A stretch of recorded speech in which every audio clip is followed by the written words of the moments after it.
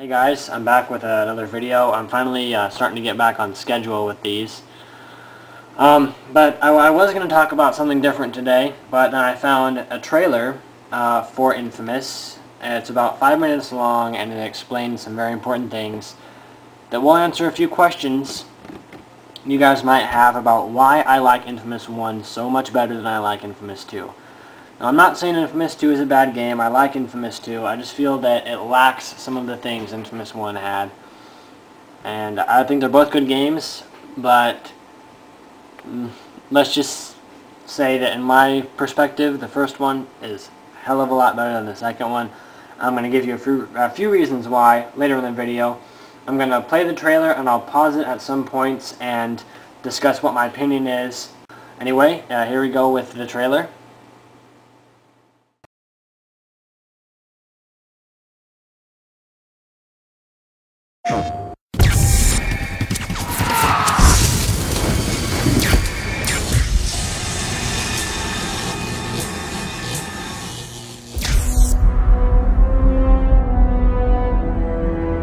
Empire City certainly has a lot of character. The DNA of superheroes takes place in major metropolitan cities, and so we knew all along we were going to do our version of Gotham, Empire City. Real cities are dirty, they're grimy, they've got clutter, they've got garbage in every corner. We started talking about the city breathing, the city groaning, the buildings crumbling off in the distance as music. Like, what would that sound like?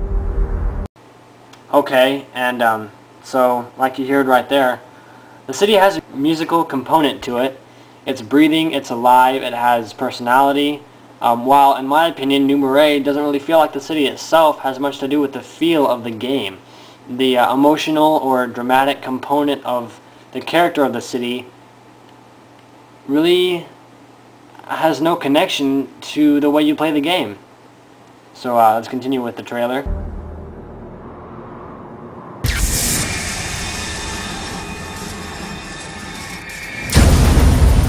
Since the blast, the place has become this sort of wonderland of destruction where a lot of masonry got thrown, higgly-piggly in the blast. Cars and buses smashed into the sides of buildings. It feels like this hurricane is torn through. It's bleeding. The city itself is broken. Okay, and you see there, the city has reacted to what's happened to it. The blast caused a lot of destruction and chaos. The city shows us what it's become due to the explosion. While New Marais, the militia have taken over, the swamp monsters have supposedly caused destruction, the Icemen have been tearing the city apart, but we really don't see anything that's happened to the city itself. We don't see the city reacting, we don't see any major things happening to New Marais that show us how desperate the situation is. Even though there hasn't been an explosion within the city itself, the militia and all these other people have been tearing the city apart. We should see some kind of physical reaction to this. So let's continue with the trailer again. It's foul. We wanted the city to feel like there was despair around. So if you see people walking down the street, they don't look very happy because they aren't. And it really gives the city a feeling of life. Okay, and you see right there that the people are reacting to the city and not just you as a player. They see what's going on in the city and they have reactions to it. They're realizing the city is a hellhole and that there is major problems with the government and the life in the city. While in New Marais, there isn't really despair around. The people aren't noticing the actions taking place in the city. They only see what you as the player is doing. The people in New Marais don't really notice that the militia have taken over, that they're killing people, that they're doing this and that. They don't notice that the swamp monsters are doing this and that. They don't really pay attention to what's reacting around them. They just care about what you do. The people react to you as a player and not to the environment as a whole. Back to the trailer again. The city's actually reactive to who you are in the world. If you choose to be a nice guy and win the love of the people, I know you can hail him. You'll actually see the city get cleaner and kind of repair itself a little bit. And that's pretty crazy. We wanted to make the thing have a character and sort of look back at you for what you did, to respond, and not just be this inert mass. And you see there once again, the actions that you make clean up or take down the city, not just the citizens living in it. The city gives you back what you gave to it. While, once again, in New Marais, the city does not react to what you do. Only the people react to what you do. The city doesn't clean up or crumble or fall apart. It's just like the mass that Mr. Nate Fox just stated about how Empire City is not just an object, while I feel that New Marais is and doesn't really have a tie into what you do in the game. It's just some place to hold all the action. So let's continue. The architecture is clearly influenced by two big things. The first was a desire to have it feel like a grounded, largely Western city. That's where superhero stories exist. At the same time, we looked at cities, international cities that had really great opportunities for climbing and jungle gymming across. It's kind of a mishmash, very intentionally, of things to try and show age of a city and like it's been lived in. Not only are they controlling the character, but they're controlling a character in a world where they can do anything they want to. They can literally wander the city aimlessly for hours if they choose, and the music needs to account for all of that. And there you heard once again about the environment, that the city is a mixed match of Western metropolitan city, but was also an international city with lots of opportunity to show age and at the same time modernism. So the player could really have fun just running aimlessly around, not doing anything but climbing and jumping off of or around the buildings. I just feel that the city had more of a component to the game than New Marais does. There's not really any history behind the city. You don't really, see much of it has to do with the story.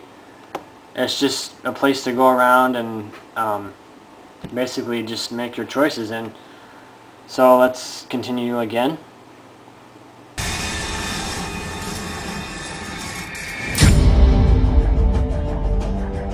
It's been really important for us to approach the music like sound design, to really capture the spirit, the voice of Empire City. Even though we're in a big urban environment, we want the percussion and the instrumentation to be very tribal, very savage. One of the first things in this game that I was also approached about, which I've never seen in any other game and I've never had to do either, was to score things in two different ways depending on where you are in the game or how you're doing. You can choose to be a hero or an anti-hero, and the music needs to echo that. That was fantastic. And right there, the music is also reactive to who you are and what you do, and complies with the state of the city. The effort that Sucker Punch put into the strength and function and emotion of the music was great. While in New Marais, the music does not tie into the story's behavior, does not tie into the actions you make, but it's just there to make up for the silence. At least in my opinion, that's what the music was. That's what it did. It didn't really have any effect to how the city reacted, what the city did, or what actions you took. Let's continue. There's an edgy, punchy, kind of dark and very thoughtful component to the music. The ambient music is meant to be bleeding out of this broken city, this city that's sort of been bombed out and is hurting. And so much of the music is really meant to meld with the sound design and almost become indistinguishable from it. Initially, when we were hearing that the city was kind of alive, and how we would do that musically and sound design to blend those two worlds, I had two ideas in mind. The first one was to go out and do some street recording. The second part was to do a custom sampling session. You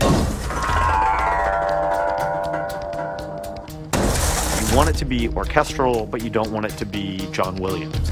You want it to have, a little bit more of an urban quality to it. We were sort of driven by kind of an industrial feel, a lot of percussion.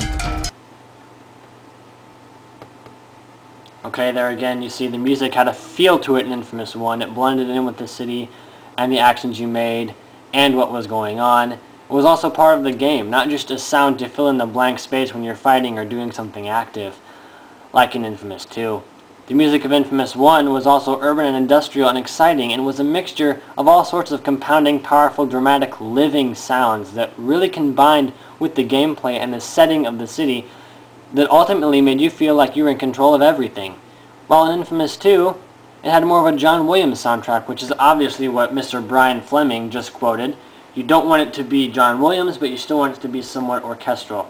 Yet Infamous 2 still had a largely orchestral soundtrack and did not keep much of the feeling that the Infamous 1 soundtrack had of making you, as a player, be absorbed into this environment and this game.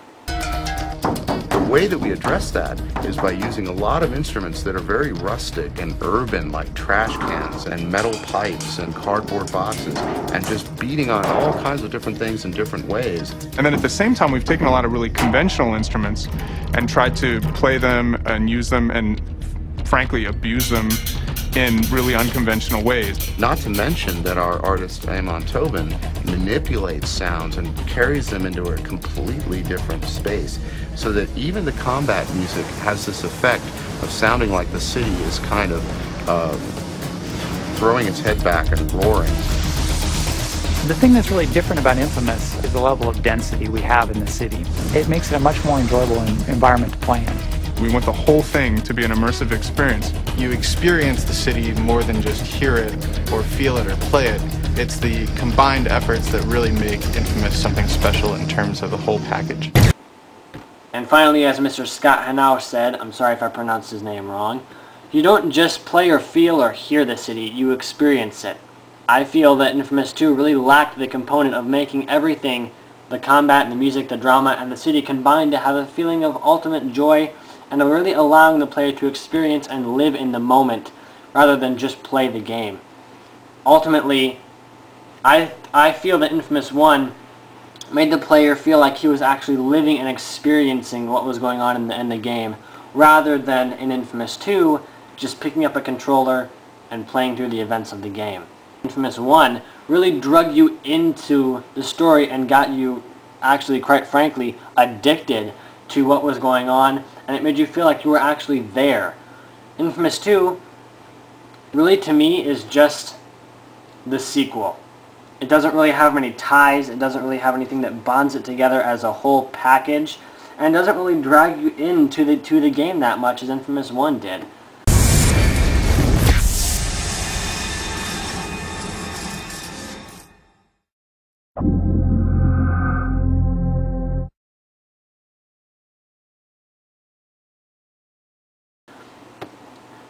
And finally, on the last note, I feel that the battle humor, as I like to call it, was completely gone in inFAMOUS 2. inFAMOUS 1, and even Festival of Blood for that matter, still had some battle humor and some comedy to it. Like in inFAMOUS 1, if you guys remember, the mission where you have to protect the medical crate from the Reapers before Trish can come pick it up. The Reapers are fighting you, they have miniguns, they have turret trucks coming in at you at every angle, and right in the middle of this huge battle, Zeke just beeps in on your phone, "Hey man, I've got an idea, let's plaster this on some t-shirts and we can make some big money from this." And you're sitting there, you got your hands full, and Zeke's just throwing out ideas to you. That really made me laugh. It threw me off my seat on the ground laughing. But inFAMOUS 2 didn't really have any moments like that. It was all serious and depressing, and this is going to happen, that's going to happen. I just felt like inFAMOUS 2 was a little bit more of a battle for women than it was an actual experience that you can immerse yourself in. But I just want to say something. I don't mean any disrespect to Sucker Punch. I think they're a great game company. They're my favorite out of everyone else, actually. inFAMOUS is my top 1 favorite game series I've ever played. I love inFAMOUS. Sucker Punch is a great company. I don't mean any disrespect to them. This is just my analysis of what I see between inFAMOUS 1 and inFAMOUS 2. I hope inFAMOUS 3 comes along and they have a little bit of a mixture. I hope they bring back the musical component they had in inFAMOUS 1. I hope they bring back some of the sounds we hear from inFAMOUS 1, the musical sounds, sort of the urban, industrialized music. And actually, I'm going to talk about this more in depth in my next video, but I hope we see a more futuristic environment. That's all I'm going to say for this time. I'll let you know more in my next video. Have a good time, guys. No disrespect to Sucker Punch or anyone else. Just giving my personal analysis, what I saw, the differences, similarities, and pros and cons. Thank you for watching this video, and please come back for more.